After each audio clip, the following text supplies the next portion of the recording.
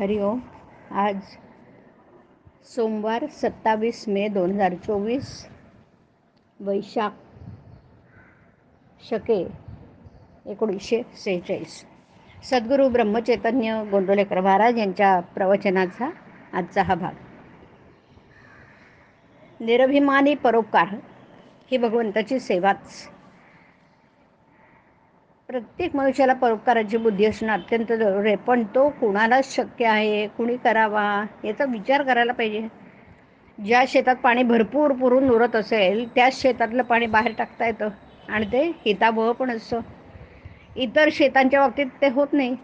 अशा शेताला पुरेसं पाणी कसं मिळेल याचाच आधी विचार करणं जरुरीचं आहे. आणि हीच दृष्टी परोपकार करणाऱ्या व्यक्तीने ठेवली पाहिजे. ज्या महात्म्याने स्वतःचा उद्धार करून घेऊन जगाच्या कल्याणाकरता जन्म घेतला त्यांनाच परोपकाराचा अधिकार. मग प्रश्न असा येतो की इतरांनी परोपकाराची बुद्धी ठेवू नये आणि तसा प्रयत्नही करू नये की काय? तर तसं नाही. परोपकाराची बुद्धी आणि प्रयत्न असणंच जरूर आहे, परंतु परोपकार म्हणजे काय आणि त्याचा दुष्परिणाम न होऊ देता तो कसा करता येईल हे पाहणं आवश्यक आहे. भगवंताची सेवा या भावनेने दुसऱ्याकरता केलेली मेहनत त्याला परोपकार म्हणता येईल. आणि त्यापासून नुकसान होण्याची भीती नाही ना. परंतु हे वाटतं तितकं सोपं नाही आहे. कारण मनुष्याची सहज प्रवृत्ती अशीच आहे की थोडंसं काही आपल्या हातून झालं की ते मी केलं, मी असं चांगलं आहे अशा तऱ्हेचा विचार येऊन तो अभिमानाला बळी पडतो.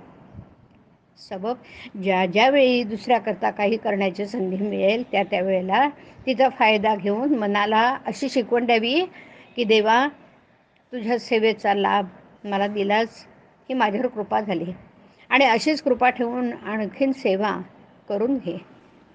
ही विचारसरणी जागृत राहिली नाही तर आपला कसा घात होईल याचा पत्ताच लागणार नाही. म्हणून अत्यंत जपून वागणं जरुरीचं आहे.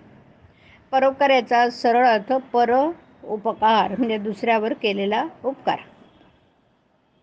यावरून असं लक्षात येतं की परोपकाराला दोन व्यक्तींची गरज लागते. एक उपकार करणारा आणि दुसरा उपकार करून घेणारा.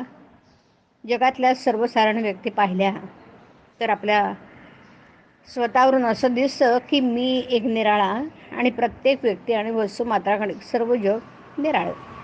मनाच्या ह्या ठेवणीमुळेच जर आपल्या हातून दुसऱ्याचे कधी काळी एखादं काम होण्याचा योग आला तर मी दुसऱ्याचं काम केलं ही जाणीव होऊन अहंकार झपाट्याने वाढायला लागतो.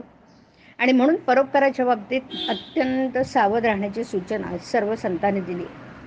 नामात राहिले म्हणजे अहंकार नाहीसा होऊन सावधानता येते आणि चित्त शांत होतं. जगात परोपकारी म्हणून नावाजलेले पण भगवंताचं अधिष्ठान नसलेले मोठे मोठे लोकसुद्धा मानाबिनात कुठेतरी अडकल्या वाचून राहणार नाहीत. हरिओम. हरिओम तत्सत. हरिओम.